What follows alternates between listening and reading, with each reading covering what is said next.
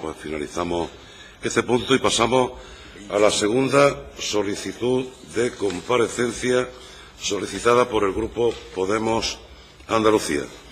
relativa a informar sobre subvenciones para la integración sociolaboral de las personas en situación de exclusión social a través de empresas de inserción. Tiene la palabra el señor consejero.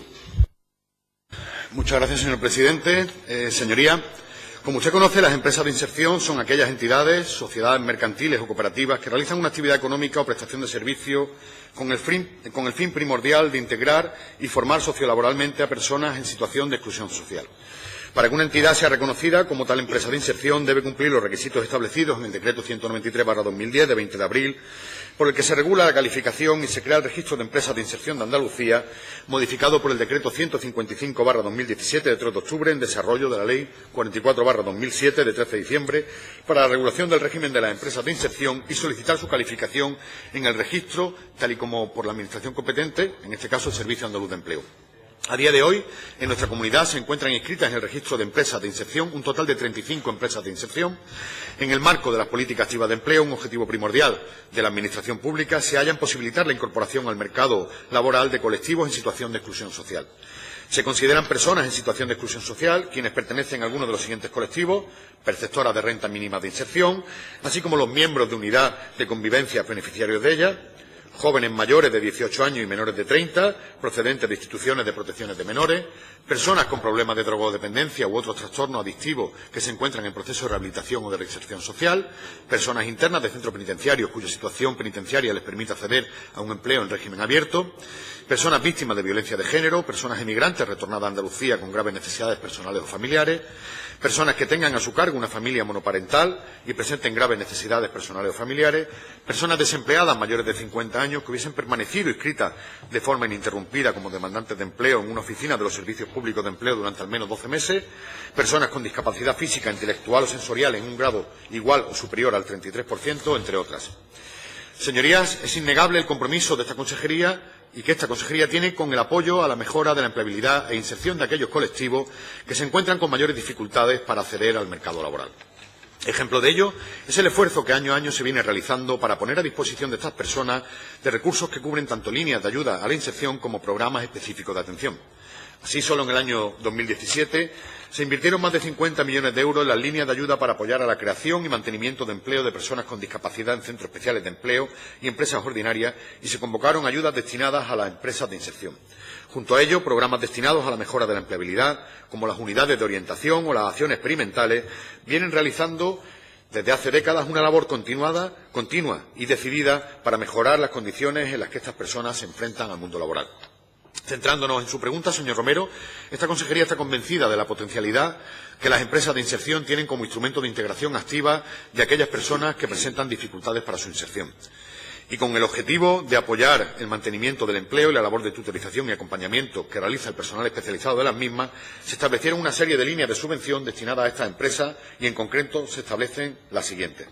En primer lugar, subvenciones destinadas a financiar la inversión en inmovilizados realizada para la creación de puestos de trabajo por la contratación de personas en situación de exclusión social. Esta línea de ayudas tiene por objeto financiar la inversión en inmovilizados realizada para la creación de puestos de trabajo. En concreto, se subvenciona hasta el 75% del coste total de la inversión, con un límite máximo de 8.000 euros en el supuesto de contratación a tiempo completo y de 4.000 euros en el supuesto de contratación a media jornada. En segundo lugar, subvenciones destinadas al mantenimiento de nuevas contrataciones de personas en situación de exclusión social, y su objetivo es incentivar el mantenimiento de los contratos de las personas en situación de exclusión social que desarrollen un itinerario personalizado que las capacite para su inserción en la empresa ordinaria. La cuantía máxima, en este caso, de la subvención es del 50% de los costes salariales a lo largo de un periodo máximo de 12 meses a partir de la contratación. En tercer lugar, subvenciones destinadas a la contratación o mantenimiento de personal técnico en acciones de tutoría y acompañamiento a la inserción sociolaboral. En concreto, se trata de ayudas a la contratación o mantenimiento, por al menos 12 meses, del personal técnico encargado de la tutoría de las acciones de intervención y acompañamiento al desarrollo de un proyecto personal de inserción sociolaboral de personas en situación de exclusión social, y una cuantía por contratación. Además, el número de puestos incentivados se establecerá en función del número de personas en situación de exclusión social contratadas en la empresa. En cuarto lugar, subvenciones destinadas a sufragar la realización de auditorías anuales por las empresas de inserción. Y ya a principios he de decirle que a principios del año 2017, mi antecesor, el señor Sánchez Maldonado, le anunció en esta comisión que en el año 2017 se realizaría una nueva convocatoria que se haría mediante un intenso trabajo de estudio en colaboración con las principales asociaciones del sector, que de hecho así se hizo. En 2017, en concreto en el mes de julio, mediante resolución del 20 de julio, el entonces director gerente del Servicio Andaluz de Empleo aprobó la convocatoria para el año 2017 de 3 líneas de subvención reguladas en la orden 18 de febrero de 2014 en régimen de concurrencia competitiva por un importe de 1,9 millones de euros, donde se han registrado 23 solicitudes presentadas por 12 entidades. Como primer paso en la tramitación, se examinan dichas solicitudes de manera que finalmente se admiten para la primera de las líneas 5 solicitudes, para la segunda 7 y para la tercera 11. Tal y como se establece en el procedimiento, se procede a designar a los miembros de la Comisión de Valoración por resolución de la Dirección General de Política Activa de Empleo y se realiza la publicación en la web del Servicio Andaluz de Empleo del anuncio de requerimiento de subsanación de solicitudes de las 3 líneas de subvenciones. Una vez finalizado ese plazo, la Comisión de Valoración examina la respuesta recibida. Hay que señalar que en este periodo solo una entidad ha desistido de su solicitud de subvenciones destinadas al mantenimiento de nuevas contrataciones de personas en situación de exclusión social. En el informe de evaluación que se elabora y se indica que las entidades que han participado en el procedimiento y la puntuación obtenida al aplicar los correspondientes criterios objeto de calificación para cada una de las líneas de subvenciones, y en dicho informe se manifiesta que todas las entidades solicitantes han obtenido puntuación suficiente para adquirir la condición de entidades provisionales, no dando lugar a entidades suplentes.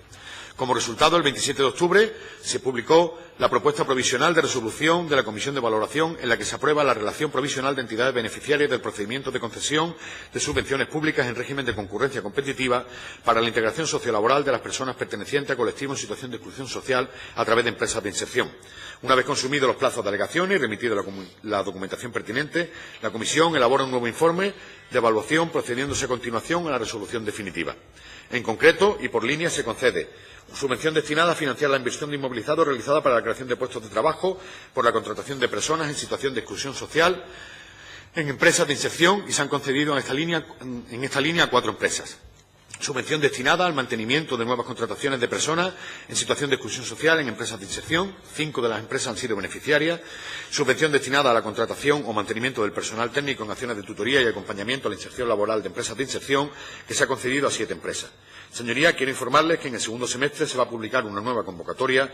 que se está elaborando contando de nuevo con las entidades representativas de las empresas de inserción, y para ello ya se han mantenido reuniones técnicas con el objetivo de evaluar las actuales líneas de subvención y conocer e incorporar las demandas que el sector nos traslada. Continuamos así con el diálogo ya abierto con estas entidades y que tuvo su primera concreción el año pasado con la modificación del decreto que regula la calificación y el registro de las empresas de inserción. Señorías, para la Junta de Andalucía, las empresas de inserción son una herramienta útil para facilitar la integración laboral, que generen oportunidades de empleo y que no se circunscriban a la mera colocación, sino que supongan el desarrollo de un proyecto de mejora en las condiciones de la empleabilidad de estas personas, que los conduce a su efectiva inserción e integración en el mercado laboral, como uno de los mecanismos más importantes para su integración social. Muchas gracias. Muchas gracias, señor consejero. Tiene la palabra en representación del Grupo Podemos Andalucía, don Jesús Romero Sánchez. Muchísimas gracias, señor presidente. Está claro que estas empresas de inserción son empresas que tienen una cuestión para nosotros primordial, que es integrar y formar laboralmente a estas personas que están en riesgo de exclusión social, que lamentablemente se han ido ampliando su campo conforme han ido pasando los años. Yo creo que fruto de la crisis y de una mala política de empleo y unas malas políticas sociales, no solamente en el Estado, sino también en Andalucía. Además que nos tenemos que ir a los datos que el número de andaluces cada vez van incrementando aún más esa bolsa de riesgo de exclusión social en una mayor cantidad que en el resto del Estado, o si lo comparamos con otras regiones de Europa, y la desigualdad va aumentando, como dicen todos los parámetros y todos los parámetros que nosotros analizamos en el caso de los niveles de renta y los niveles de pobreza que existen en nuestro ámbito, a pesar de que el cálculo puede ser francamente mejorable en lo perjudicial, como las propias entidades que se encargan de estas estadísticas, pues así lo vienen reclamando desde hace bastante tiempo. Y además tenemos completamente claro, como usted ha dicho, que el Servicio Andaluz de Empleo es el responsable de las actuaciones y de las políticas que están dedicadas a implementar estos programas y las medidas que favorezcan a la inserción sociolaboral de estos colectivos de exclusión social. Pero ya vamos a los datos y nos damos cuenta que usted ha dicho que año tras año se hace un esfuerzo. No lo podré negarle en otros programas, pero los programas en el año 2014 estuvieron dedicadas a esta subvención, se salieron las subvenciones a las empresas de inserción social y ya no volvieron a repetirse hasta el año 2017. Durante unos años, además años donde la crisis golpeó duramente a los sectores más desfavorecidos, pues estas ayudas no salieron a reducir y no salieron en oferta por parte del Gobierno de la Junta de Andalucía. Está claro que en la convocatoria de 2014, usted ya ha dicho las 3 líneas a las cuales afectaban, pero si nos vamos directamente a los datos que para nosotros nos resultan preocupantes, en el año 2014, en la línea 1, el importe de la resolución definitiva para 2014 fue de 46.399,29 euros, en la línea 2, 60.750 euros, en la línea 3, a 2 empresas, 92.532,12 euros, y en la línea 4, en total fueron 40.400 euros. La cantidad que finalmente se adjudicó por el total de las líneas fue 193.500 euros, cuando en la convocatoria inicial alcanzaba un total de 1.794.000 euros en 2 anualidades. En las resoluciones no se justificaba el porqué de una adjudicación definitiva con unos exportes que ni siquiera superan el 15% del importe de la convocatoria. Tan solo se puntualiza que se desestima o en su caso se inadmite el resto de solicitudes presentadas en la presente convocatoria de conformidad con lo previsto en el informe de evaluación formulado por la Comisión de Valoración que estaban ahí. Es decir, que no cumplían con los requisitos. Eso es una cuestión obvia. Pero si no se cumple con los requisitos, tendremos que ver exactamente cuáles son los requisitos que se cumplen. Tenemos que ver exactamente qué es lo que está fallando, porque habiendo esa población y las empresas, pues tenemos que intentar por todos los medios. Ya hemos tenido muchos años, de 2014 hasta ahora, estamos en 2018, para que verdaderamente pongamos atención y pongamos fijeza en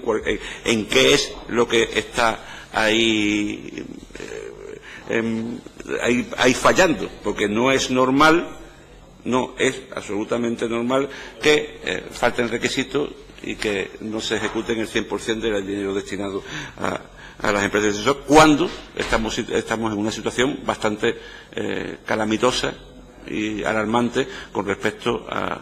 riesgo de exclusión social que existe en Andalucía. En segundo lugar,